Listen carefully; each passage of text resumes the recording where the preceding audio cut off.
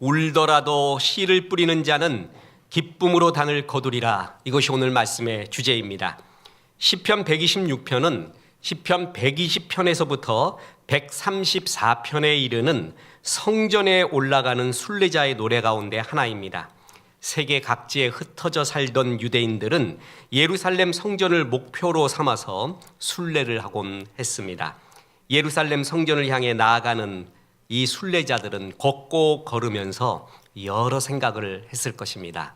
우리가 겪었던 영광스러운 일, 그리고 기뻤던 일, 그리고 슬펐던 일, 고난 가운데 있었던 일, 그 가운데 견뎌냈던 일, 그러면서 마침내 하나님의 도성 예루살렘에 가서 경배하고 찬양할 때의 그 마음, 그때 그 순례를 하며 성전에 올라가면서 불렀던 노래, 그게 지금 오늘의 시편입니다. 참 많은 생각을 했을 것입니다. 우리도 그렇지 않습니까? 두 번째 서른을 맞이하는 60에서부터 70, 80, 90에 이르기까지 말해요. 그때가 딱 마디를 형성하게 되면 여러 생각을 합니다. 사는 게 뭐고, 나는 어찌 살아왔던가, 내 인생 후반전은 어떻게 살아야겠는가, 이런 영광스러운 일이 있었고, 이런 고민이 있었고, 또한 이러한 고난이 있었는데 하나님의 은혜로 이렇게 헤쳐왔구나. 참 여러 생각을 할 것입니다. 그렇죠?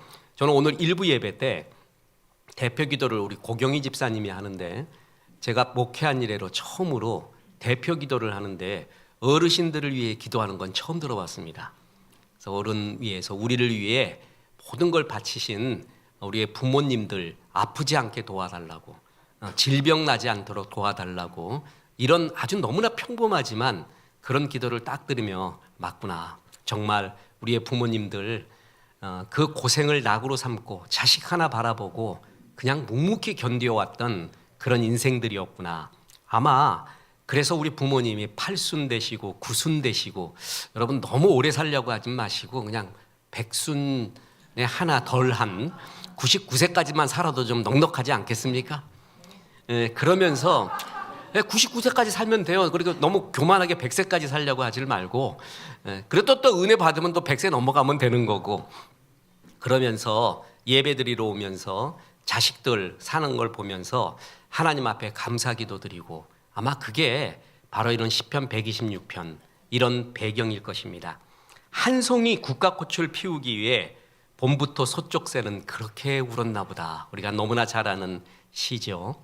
국화꽃 한 송이 피우는데도 세 계절의 눈물과 아픔을 견뎌내야 합니다. 국화보다 더 아름다운 하나님의 형상대로 지음받은 우리 인생이 꽃 피우기 위해서 우리는 얼마나 많은 풍파를, 고난을 견뎌내야 되는지 모릅니다.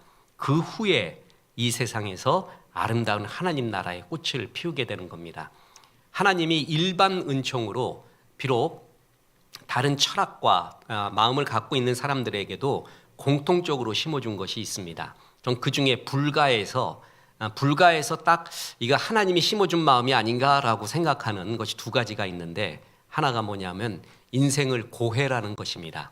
괴로움의 바다라는 거예요. 그리고 이 세상을 가리켜 사바세계라고 말합니다. 이 사바라는 말이 산스크리트어로 참고 견디는 이라는 뜻입니다. 그러니까 이 세상은 괴로운 바다인데 참고 견디는, 그렇게 살 수밖에 없다. 아마 그렇게 이야기하나 봅니다. 우리는 하나님이 있기에 단순히 참고 버티는 것이 아니죠. 이 시편 126편은 그래서 우리에게 첫째로 하나님을 믿어도 눈물 골짜기를 지날 때가 있다라는 것을 이야기합니다. 어떤 신앙인도 마찬가지입니다.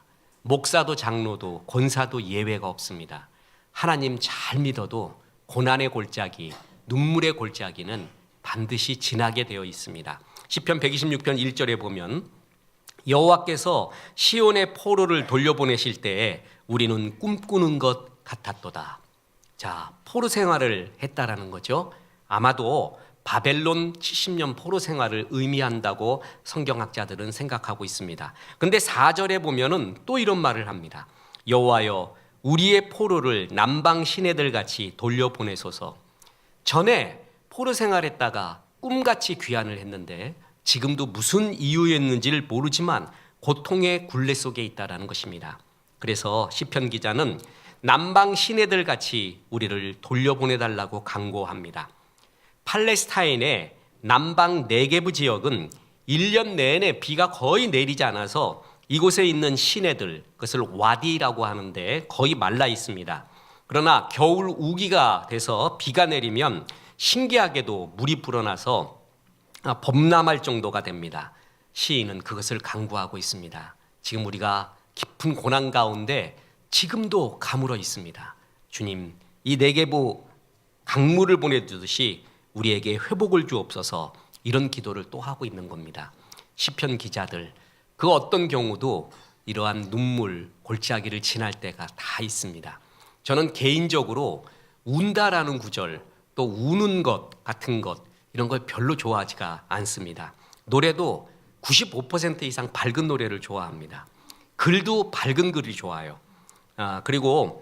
그래서 글 같은 것도 보면 돈키호테, 어린 왕자 재밌잖아요. 어린 아이부터 할아버지 할머니까지 다 읽을 수 있고 공통점이 있고 철학이 있어요. 돈키호테가 보세요. 약간 빗나갔지 않습니까, 사람이? 이 세상이 빗나간 세상이기 때문에 빗나간 사람으로 버텨나가는 그 재미있는 해프닝 같은 거, 전 이런 것들이 상쾌하게 아주 좋습니다. 내게 강 같은 평화라고 있죠. 근데 어떤 걸 보면요, 어떤 노래 듣거나 어떤 글 보면 내게 늪 같은 함정 속에 빠져드는 것 같아요. 그냥 늪에 들어가는 것 같아요. 늪에, 블랙홀에 들어가는 것 같아요. 이런 건 별로 개인적으로 저도 별로 안 좋아합니다. 주님의 십자가 맞습니다. 그 십자가의 은혜 때문에 우리가 구원받았잖아요. 근데 주님은 십자가만 있는 게 아니라 부활이 있습니다. 부활의 소망, 부활의 영광이 있잖아요.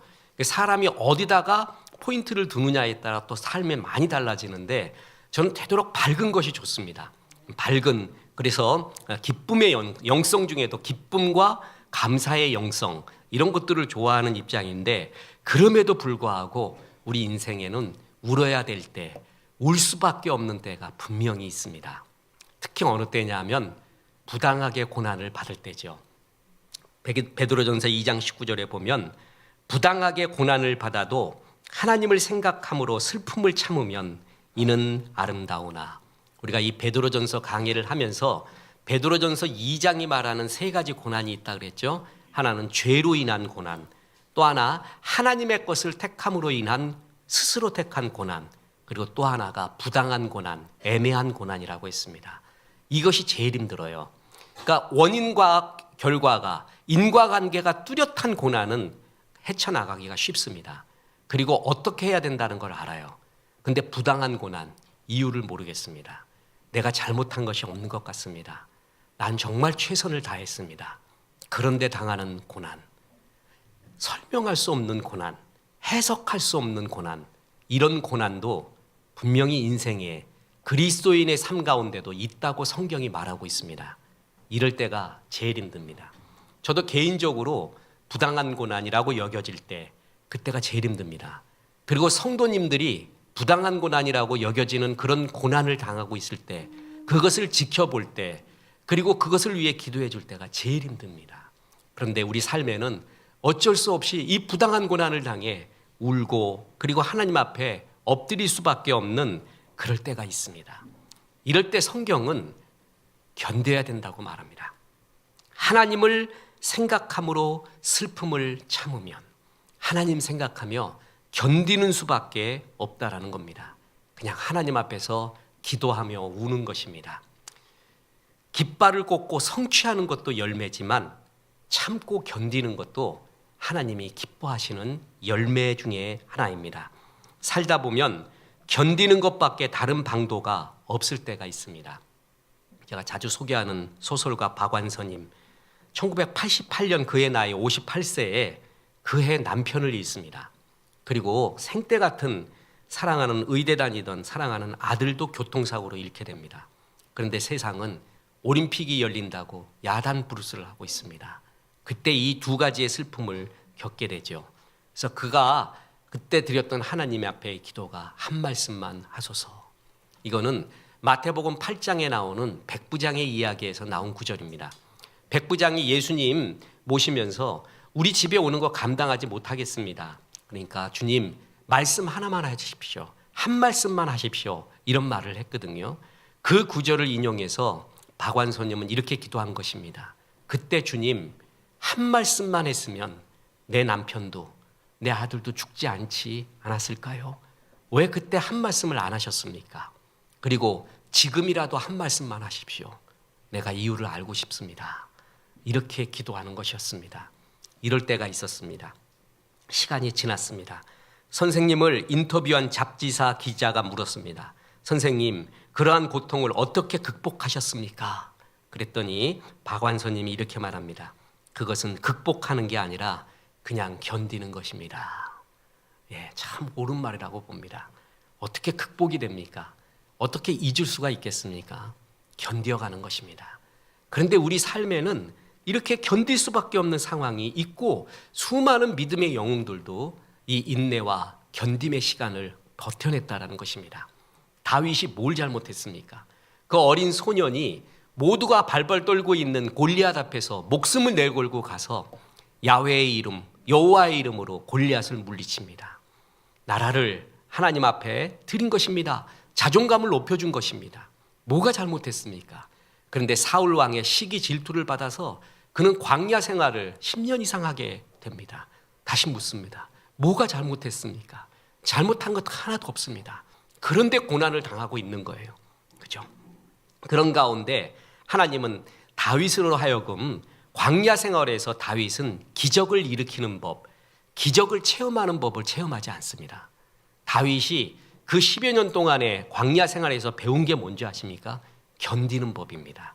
버티는 법입니다.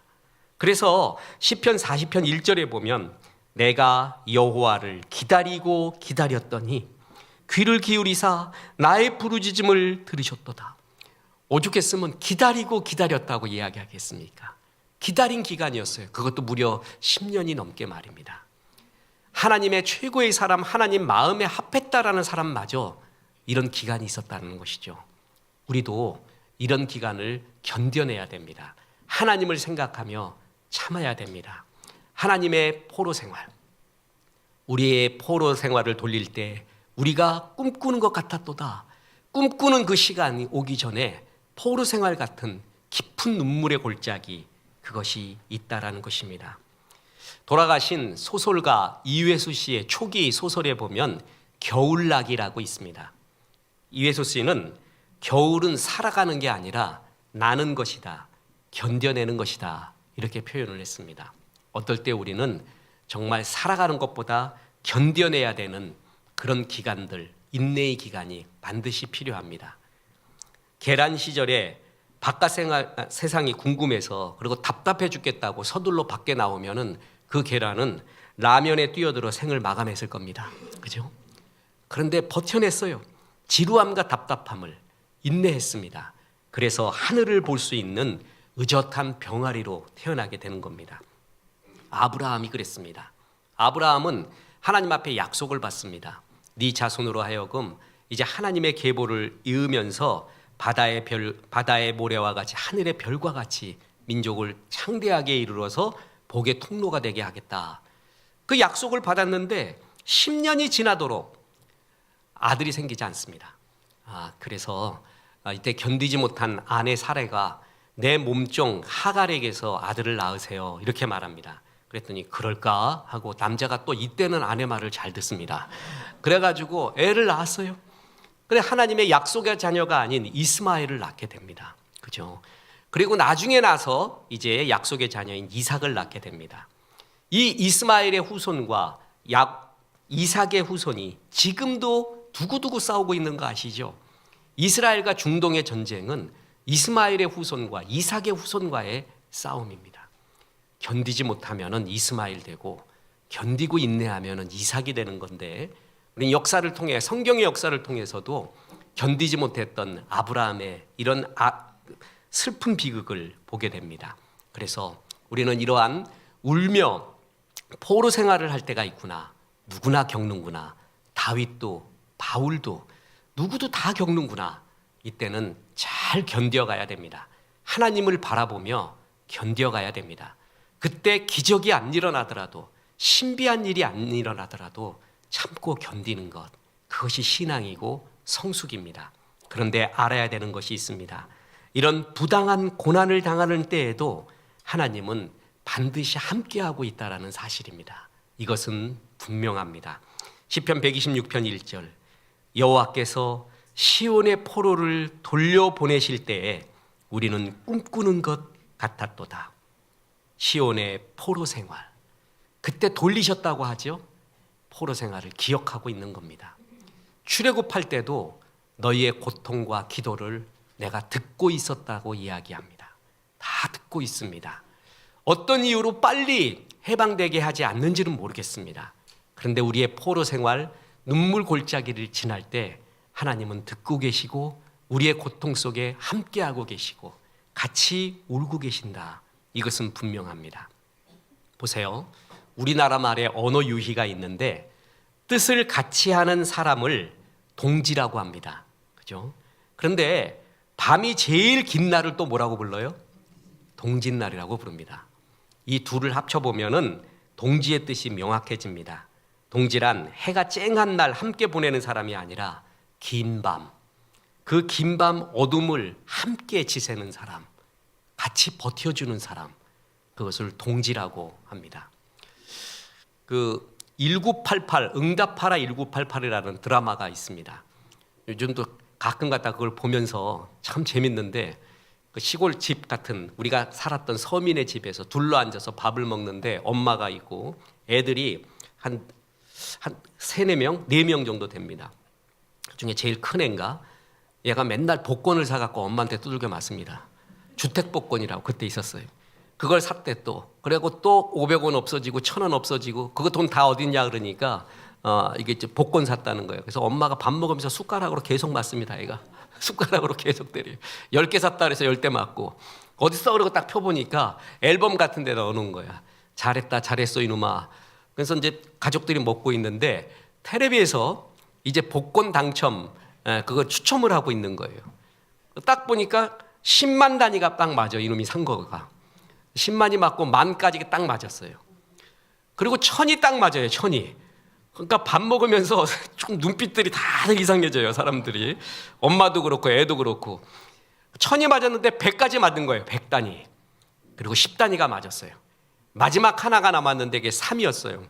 이것까지 맞는가? 라고 딱 받고 아나운서가 딱 말하는데 네, 3 당첨됐습니다. 이러는 거야. 3. 다 맞은 거예요.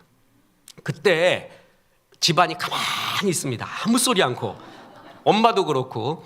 그러니까 옆집에서 또 아들내미가 하나 와서 이 떡 좀 가지고 왔어요. 엄마가 이거 좀 갖다 드리라고 그랬어요. 그리고 떡을 딱 갖고 왔더니 그중에 아들 하나가, 거기 있었던 아들 하나가, 야 이제 우리 집 이사 간다 그러는 거예요. 그러면서 숟가락으로 때리던 엄마가 복권 산 놈, 그 놈을 손을 탁 잡아요. 그래서 이렇게 싹 울기 시작을 해요. 그러니까 그 가족들이 전부 어깨동무하면서 다 울어요. 아무것도 아니에요. 그냥 재밌어요. 이게 가족이에요. 가족. 가족은 겨울을 같이 지내는 거예요. 그 속에서 아무 얘기 없어도 숟가락으로 두들겨 맞아도 그래도 상처도 안 받고 좋은 일 생기면은 이렇게 같이 울어버리는, 그렇게 좋아요. 몇 번을 보는지 몰라요. 그거를. 우리 둘째 애가 같이 기숙사에 사는 애 친구가 하나 있는데 걔 친구하고는 뭐가 좋냐 그랬더니 서로 아무 말 안 해도 된대. 그러니까 무슨 말을 할 필요가 없대. 아무 말을 안 해도 된대. 나도 그렇고 걔도 그렇고 서로 상처도 안 받고 이해하는 거예요. 가족이 그래요. 그죠? 첫째 애도 그럽니다. 어느 날 밥을 먹는데 밥 먹다가 또 이렇게 잠깐 아무 대화도 안 할 때가 있잖아요. 그러면서 느닷없이 하는 말이, 가족이 좋은 거는 밥 먹을 때 아무 말 안 해도 된대. 아주 단순한 말인데 동지가 그렇습니다. 겨울을 같이 지내는 것, 봄을 같이 맞는 것, 같이 울고 같이 웃는 것, 참 이것이 가족이고 동지잖아요. 긴 밤 동지, 그리고 같은 사람 같은 뜻을 갖고 같이 달려가는 동지. 가족이 그렇고 교회가 그런 것입니다. 교회가 무엇이냐 하면은 바로 이런 아름다운 동지, 사랑이 있는 곳, 그것이 교회입니다. 바로 이렇게 가장 깊은 고난의 순간에 가장 함께하는 확실한 친구가 있습니다. 그게 바로 예수님이라는 것입니다. 예수님은 고난의 순간에 반드시 함께하고 있다고 합니다. 함께 우시고 함께 동행하고 위로를 주신다라는 거예요. 이것만큼은 분명합니다. 고난의 이유는 우리가 모르는 경우가 많습니다. 우리 살아생전에 모를 경우도 있습니다. 천국 가서야 알 경우도 있습니다. 그런데 분명한 것은 이런 고난의 때에, 우리의 포로의 때에, 우는 때에 하나님은 기억하고 함께하고 있다는 것, 이건 분명합니다. 저는 어떤 간증집을 보다가 다 읽지를 못하고 이럴 수가 있는가, 그래서 한 3분의 2 읽다가 관둬버린 간증책이 있습니다. 블래터 스틸 크럼리 여사의 사망의 골짜기를 다닐지라도 라는 간증집입니다. 거짓말 같은 슬픔을 겪은 사모의 이야기입니다. 그녀에게는 3 자녀가 있었는데 첫째는 4살 때 백혈병으로 죽습니다. 둘째와 셋째는 18, 16살 때 차를 타고 가다가 교통사고로 죽게 됩니다. 남편은 목사이면서 선교사였습니다. 이 귀한 젊은 종이 33살에 임파선 암의 일종인 호치킨병을 앓다가 하나님의 부름을 받게 됩니다. 어떻게 이 모든 것을 겪을 수가 있을까? 우리는 이런 일을 겪으면 거의 정신이 분열되지 않을까요? 하나님이 살아계십니까? 라고 말하지 않을까요? 그런데 이 크럼리 여사는 슬픔을 딛고 대만에 가서 선교를 하게 됩니다. 그런데 이게 웬일입니까? 그가 57세에 선교를 하던 때에 대만에서 살인범을 만나 성폭행을 당하게 됩니다. 그러니까 그걸 다 읽다가 못 읽겠어요. 어떻게 이럴 수가 있습니까, 하나님? 설명할 길이 없잖아요. 이 정도 되면 우리는 거의 미쳐버릴 겁니다. 그런데 그녀가 이 자서전 같은 이런 책을 쓴 겁니다.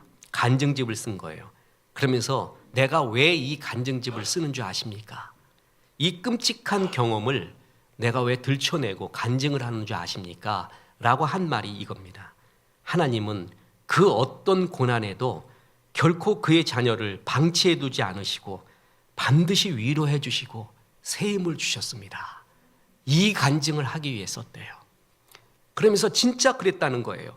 죽어가는 아들을 품에 안고 몸부림치던 밤에도, 남편이 숨 한 번 들이마시기 위해 죽을 힘을 다 쓰던 그 밤에도 하나님이 옆에서 깊게 말하더래. 깊게 위로를 해주더래요.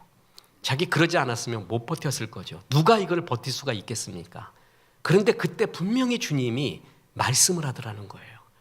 더 큰 음성으로, 더 큰 사랑의 위로의 말로 자기에게 말을 해왔다. 위로를 줬다. 나는 이것이 있다라는 것을 여러분에게 간증하기 위해서 이 책을 씁니다. 고난 겪을 때마다 하나님의 위로가 임했고, 또한 고난 겪을 때마다 이상하고 특별한 사명을 나에게 주시더라.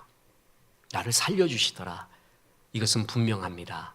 하면서 간증을 하는 걸 들었습니다. 저는 차마 다 읽지는 못하겠어요. 이분이 뒤에 또 험한 꼴 당하면 어떨까? 나 요까지만 되겠어요. 요까지만. 근데 어떻게 이런 일이 있을 수가 있을까? 그런 가운데도 하나님의 위로는 반드시 있었다라는 것입니다. 깊고 깊은 고난, 이해할 수 없는 고난 만나더라도 주님의 위로, 그리고 주님의 함께 하심은 반드시 있습니다. 그래서 고린도후서 1장 4절에 우리의 모든 환난 중에서 우리를 위로하사 우리로 하여금 하나님께 받는 위로로서 모든 환난 중에 있는 자들을 능히 위로하게 하시는 이시로다. 위로하시는 하나님. 북유럽에서 위치한 아일랜드는 1년에 보통 200일 이상 비가 내린다고 합니다. 건조 지역으로 분류된 곳도 보통 150일 이상 비가 내린다고 합니다. 그러니까 얼마나 비에 젖은 나라입니까? 우리는 여름 장마가 보름만 지속돼도 얼마나 눅눅해지고 우울해집니까? 근데 아일랜드 사람들은 200일이래요. 근데 이들은 우산보다는 레인코트를 입는다고 합니다. 비를 맞는 것, 그래서 걷는 것을 자연스럽게 생각한다고 합니다. 그리고 이들은 비가 오는 날을 소프트 데이, 부드러운 날, 아름다운 날, 상쾌한 날이라고 부른다고 합니다. 귀찮고 지겨운 날이 아니라 부드럽고 말랑말랑한 특별한 소프트 데이. 그 애칭 하나만으로도 아일랜드 사람들은 1년 중 200일 이상 특별한 날을 살아가고 있는 것입니다. 비 오는 날, 바람 부는 날. 그런데 주님이 함께하면은 그날도 아름다운 날입니다. 형통함은 하나님이 함께함을 느끼는 날이에요. 주께서 위로하시고 주께서 함께하고 있다는 것을 깊게 느끼는, 그런데 어느 때 그러냐 하면은 깊고 깊은 고난의 때, 그때 주님이 정말 옆에 있는 것을 느낍니다. 이것은 경험해 봐야 됩니다. 그래서 하나님, 이런 위로와 이런 하나님의 함께 하심을 우리 성도님들에게 그리고 저에게 체험하게 도와주십시오. 그래서 이 고난 견디고 있는 사람한테는 그렇게밖에 기도할 수가 없습니다. 왜냐하면 견디고 버텨야 되기 때문에 그렇습니다. 그리고 오늘 본문은 결론을 말하고 있습니다. 그것은 울더라도 씨를 뿌리라라는 것입니다. 6절, 울며 씨를 뿌리러 나가는 자는 반드시 기쁨으로 그 곡식단을 가지고 돌아오리라. 시편, 오늘 읽었던 126편은 이스라엘 백성들이 바벨론 포로로 70년간 어려운 시간을 보내면서 다시 예루살렘으로 귀환하고, 그래서 그 기쁨의 이야기, 꿈꾸는 것 같았도다 라고 말하고 있는 고백의 시죠. 이들은 두 가지 이유 때문에 자기들이 포로 귀환을 하게 됐다고 말하고 있습니다. 첫째는 하나님의 은혜입니다. 그리고 둘째는 울더라도 씨를 뿌린 사람이 있었기 때문에 라고 말하고 있습니다. 울며 씨를 뿌리러 나간 사람이 있었기에 이렇게 우리가 해방되었습니다 라고 말하고 있습니다. 울며 씨를 뿌린다, 아주 역설적인 표현입니다. 어떤 농부가 울면서 뿌립니까? 씨 뿌릴 때는 항상 소망입니다. 기쁨입니다. 이게 싹이 나고 열매를 맺을 걸 생각하면서 씨를 뿌린다라는 것은 거의 100% 소망을 뿌린다는 거 아니에요? 그럼에도 불구하고 울면서 씨를 뿌린대요. 울 수밖에 없는 상황 속에서도 씨를 뿌리고 있는 거예요. 울고만 싶은데도 그 가운데서도 씨를 뿌리는 사람이 있었다라는 것입니다. 그 때문에 지금 우리가 꿈꾸는 것 같이 포로 귀환을 하게 되었다라는 거예요. 그러면서 하나님의 약속이 그겁니다. 울며 씨를 뿌리는 자는 반드시라고 표현했습니다. 반드시 기쁨으로 단을 거두리라. 반드시. 우리는 이것을 믿습니다. 울며 씨를 뿌리러 나가는 자, 할로크, 엘렉, 우바코노스의 메셰크, 핫자라흐. 이것은 이중 부정사를 사용해서 어떤 동작이 반복되고 있음을 이야기하고 있습니다. 그냥 울며 한 번 뿌린 게 아니라 울며 계속 씨를 뿌리는 것이에요. 그런 자는 반드시 단을 거두리라. 그리고 너희는 울음의 경우더라도 하나님 앞에 씨를 뿌려라. 우리에게 이 이야기를 해주고 있습니다. 노아가 사명을 받습니다. 홍수로 심판을 할 것이라는 주의 말씀 받고 방주를 짓습니다. 저는 이런 상상을 해봤습니다. 그 방주를 볼 때 제일 기뻐했던 것은 독수리였다고 봅니다. 지가 제일 빨리 가니까. 시작하면 벌써 날아가서 가 있죠. 그 다음 좋아했던 게 뭘까요? 치타, 표범 같은 동물들 얼마나 빨리 달려갈까요? 그죠? 제일 환장하는 동물, 미물이 하나 있었습니다. 달팽이입니다. 남들 한 걸음 갈 때 얘는 1cm 가 1cm. 이게 가는 건지 안 가는 건지도 모르겠어요. 그런데 가야 됩니다. 내 발걸음이, 내 보폭이 이렇게 좁다고 눈물 흘리고 앉아 있으면 노아의 방주로 들어갈 수가 없습니다. 달팽이는 끝내 갑니다. 그 걸음으로도 끝내 기어갑니다. 그래서 노아의 방주에 다다르게 되는 거죠. 우리가 어떨 때 이럴 때가 있습니다. 삶은 살아야 되는데 내가 지금 사는 게 아니라 생존하고 있다라고 느낄 때가 있습니다. 그때도 버텨가야 됩니다. 그럼에도 불구하고 씨를 뿌리며 견뎌내야 된다는 것입니다. 그런 여인이 하나 있었습니다. 그녀의 이름이 모압 여인 룻이었습니다. 이 룻은 자기 땅에서 남편을 잃게 됩니다. 그리고 자기 모압 땅을 떠나서 시어머니 나오미 고향인 예루살렘으로 오게 됩니다. 그런데 그 나오미가 굉장한 재력가고 세력가냐? 그게 아닙니다. 평범한 할머니입니다. 이 노인네까지 공양해야 될 입장입니다. 배운 것도 없습니다. 낯선 땅에서 뭘 하겠습니까? 그는 울며 계속 밭으로 나갑니다. 이삭을 주울 수밖에 없었습니다. 계속 이삭을 끊임없이 성실하게 울며 죽고 있습니다. 내 신세가 이게 무엇인가?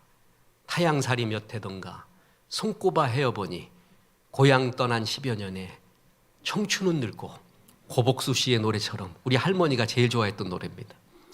타양살이 계속하면서 눈물로 이삭을 계속 줍고 있는 거예요. 그죠? 그런데 일이 일어났습니다. 어떤 일이 일어났냐면 룻기 2장 3절 보십시오. 룻이 가서 베는 자를 따라서 밭에서 이삭을 줍는데, 자, 줄 쳐놓은 걸 보세요. 우연히 엘리멜렉의 친족 보아스에게 속한 밭에 이르렀더라. 우연히 이르렀다고 표현하고 있습니다. 자, 여러분 3절 다음에 무슨 절이 나오죠? 4절. 어렵지 않습니다. 4절. 마침 보아스가 베들레헴으로부터 와서 베는 자들에게 이르되 여호와께서 너희와 함께 하시기를 원하노라 하니 그들이 대답하되 여호와께서 당신에게 복 주시기를 원하나이다 하니라. 4절에서는 마침 보아스가 베들레헴에서 자기 밭으로 왔습니다. 이 보아스는 유력가고 할 일이 많아서 아마 여러 곳을 다니나 봐요. 베들레헴으로 요번은 갔었던 것입니다. 자기 밭에 올 시간이 거의 없었던 거예요. 그래서 믿는 사원들에게 맡겨놓고 갔는데 그날은 마침 자기 밭에 온 거예요. 그때 우연히 룻은 보아스의 밭에까지 간 거예요. 이삭 줍다가 우연히, 그리고 마침. 이게 마침, 우연히 마침으로 설명했는데 실은 하나님의 섭리였다라는 것이죠. 하나님의 섭리와 룻의 성실함이 만나서 이룬 성경 최고의 만남, 성경에서 말하는 최고의 백마탄 왕자 보아스를 그때 거기서 만나게 된 것입니다. 그런데 그래서 보아스가 룻을 보면서 사환들에게 묻습니다. 일하는 사람들한테 저 사람 누구냐? 그러면 사환들이 알 리가 없죠. 그냥 이삭 줍는 사람이에요. 떨어진 단을 줍는 사람이에요. 예, 잘 모르겠는데요. 지금 여기 하도 그 이삭 주러 오는 사람 많아가지고 그 사람 중에 하나라고 생각합니다. 이렇게 말할 수가 있잖아요. 그런데 그 사환들이 이렇게 말합니다. 룻기 2장 6절 보십시오. 베는 자를 거느린 사환이 대답하여 이르되 이는 나오미와 함께 모압 지방에서 돌아온 모압 소녀인데 그의 말이 나로 베는 자를 따라 단 사이에서 이삭을 줍게 하소서 하였고 아침부터 와서는 잠시 집에서 쉰 후에 지금까지 계속하는 중이니이다. 아니, 너무 잘 알고 있어요. 그 신상 털기를 한 거예요. 누구냐 하면은 그냥 이삭 줍는 이름 모를 소녀입니다 이렇게 말하지 않고 저 사람은 룻인데 시어머니가 나옴입니다. 그리고 모압 지방에서 왔고 지금 여기 와서 타양에 와서 이삭 줍고 있고 아주 소상히 알고 있어요. 무슨 얘기죠? 일꾼들이 어떻게 룻의 신변을 다 알겠습니까? 그만큼 룻은 성실했던 거예요. 어느 하루 나온 게 아니라 계속 나온 거예요.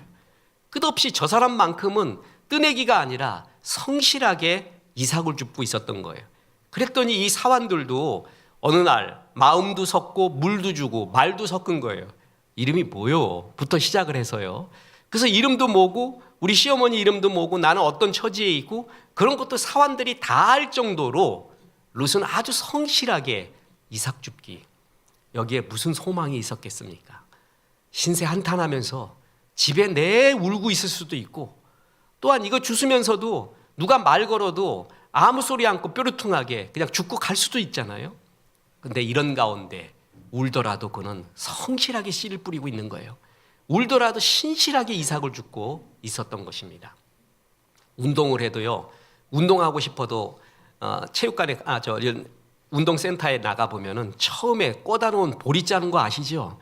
배드민턴을 쳐보십시오. 탁구를 쳐보고 테니스를 쳐보세요. 초보자 어머니 일단 쳐다보지도 않습니다. 그냥 알아서 버텨나가야 돼요. 그런데 이틀 오고 3일 와보세요. 이제 열흘 와보세요. 계속. 그러면 말을 조금 섞기 시작합니다. 한 게임 하시겠어요? 파 좀 치시겠어요? 이러면서 그때부터 섞고 꾸준히 1년 동안 나오면 이제 친구가 되는 거예요. 근데 첫날 나갔는데 나한테 들어보지도 않았다고 내 얼굴 쳐다보지 않았다고 또 딴 데 가요? 또 딴 데 가요?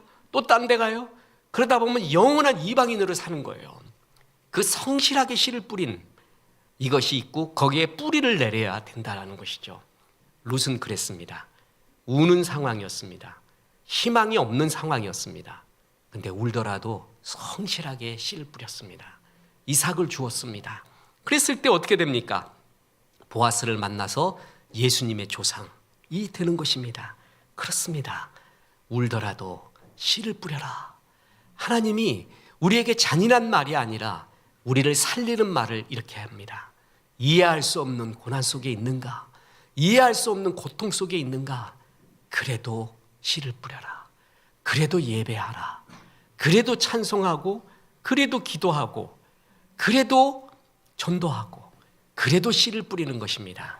그때 울며 씨를 뿌리는 자는 반드시 기쁨으로 단을 거둔다고 했습니다.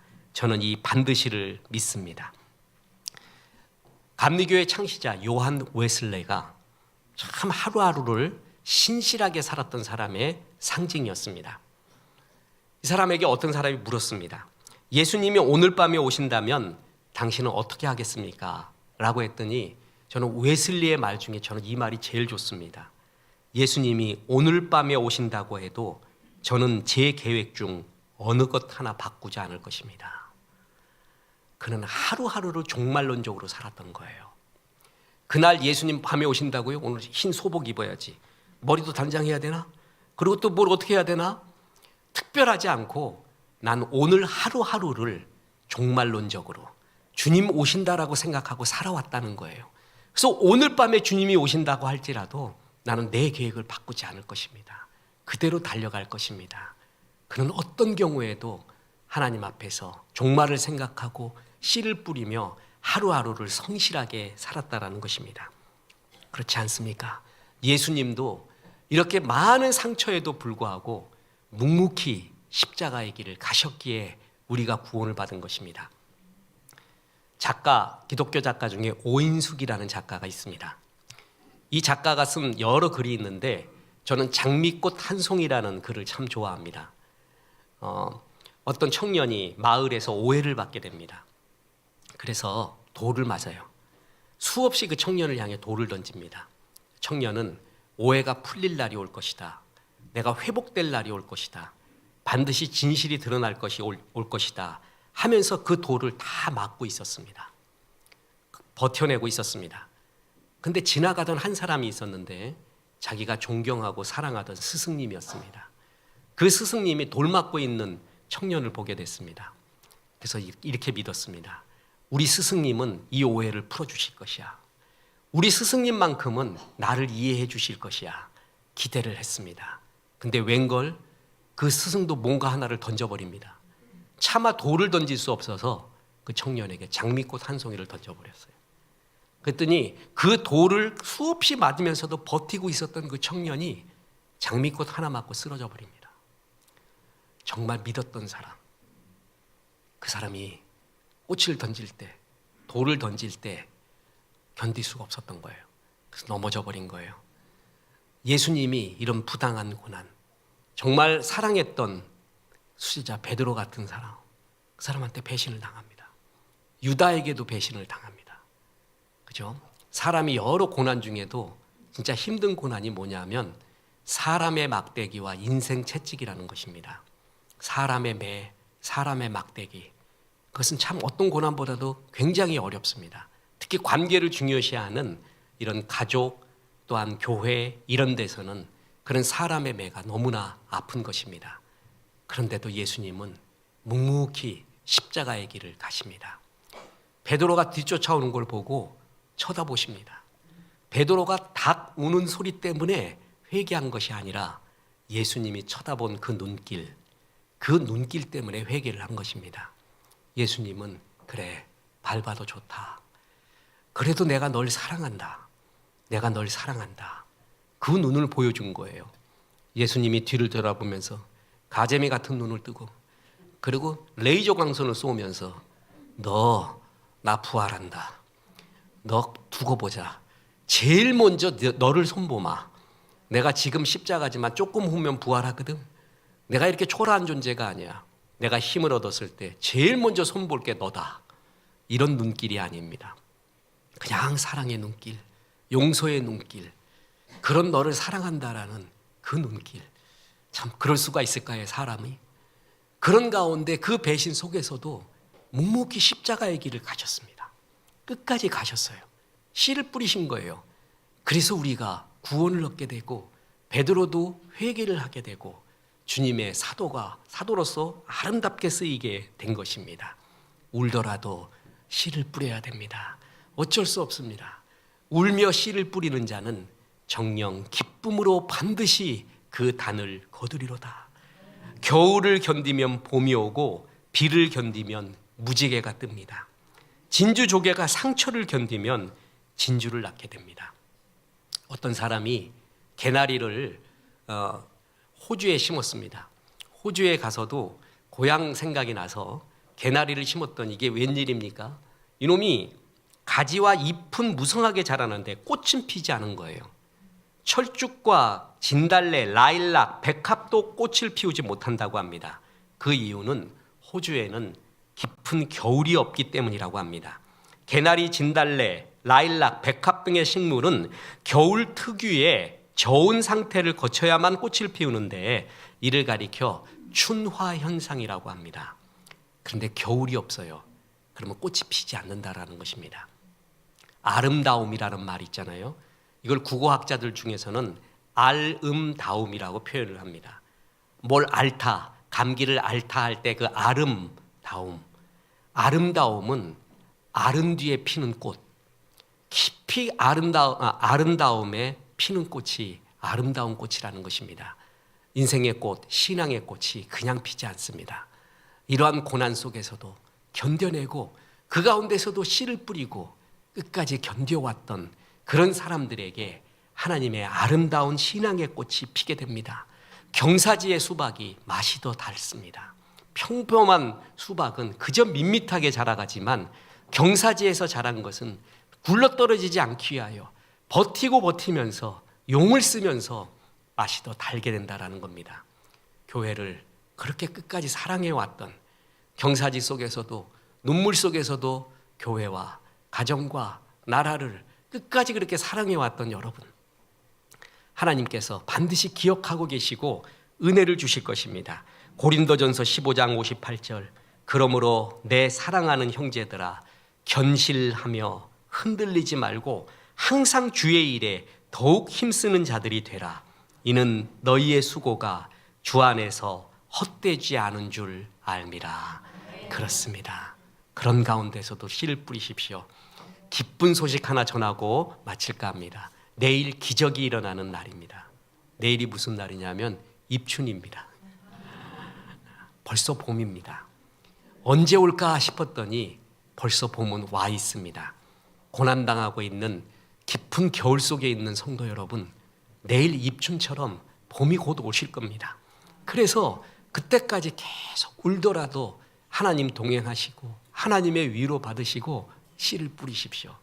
울더라도 교회에서 울시고 기도하시고 예배하시고 찬송하시고 성경 보고 복음 전하고 씨를 잘 뿌리십시오.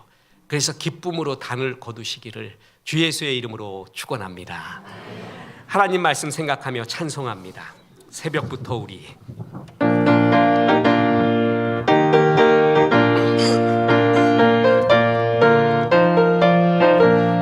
새벽부터 우리 사랑함으로써 저녁까지 씨를 뿌려봅시다.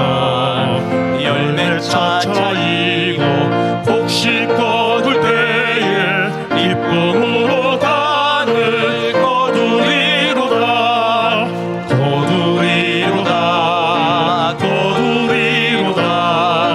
기쁨으로 단을 거두리로다.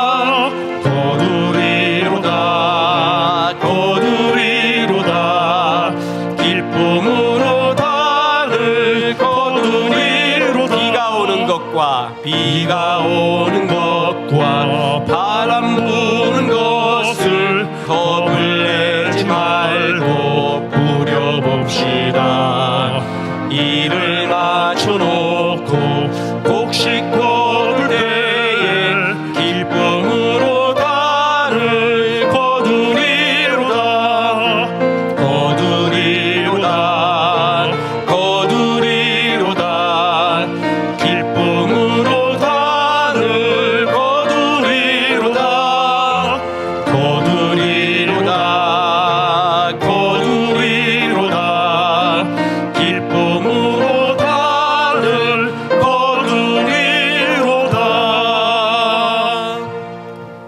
이제는 우리 구주 예수 그리스도의 은혜와 하나님의 크신 사랑과 성령님 울더라도 하나님과 동행하며 씨를 뿌리라 말씀하심이 이 말씀에 아멘한 성도님들, 특히 깊은 고난 중에 있는 우리 성도님들에게 함께 하셔서 이제부터 끝날까지 크신 영광 받으시옵기를 우리 구주 예수 그리스도 이름으로 축원하옵나이다.